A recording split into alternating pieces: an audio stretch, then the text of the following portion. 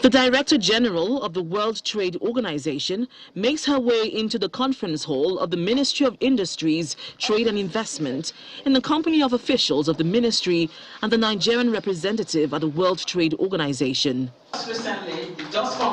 This is her second official visit to Nigeria since she took the mantle of leadership at the WTO, and this visit is to further push for some negotiations reached at the Council of Ministers meeting last month. Overfishing, illegal fishing, unreported fishing, we know it takes place on our waters.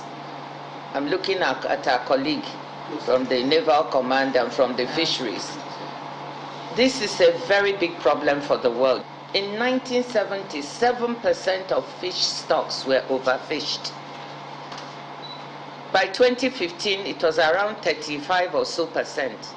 A recent study has shown that we are almost at 50% of overfishing of our fish stocks. And then the discussion moves away from protecting the nation's water resources to improving trade, checking inflation, and how to improve supports for local industries. Africa imports 99% of its vaccines and 95% of its pharmaceuticals.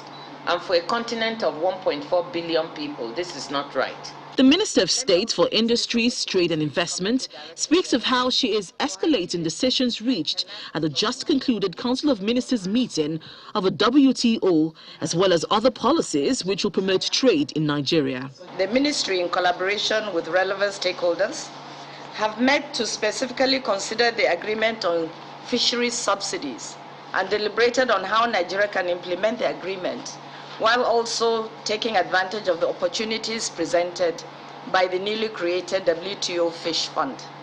The revised draft agreement for the new global rules aims to curb harmful fishing subsidies and curtail post-harvest losses. Over 260 million people globally depend on fish resources.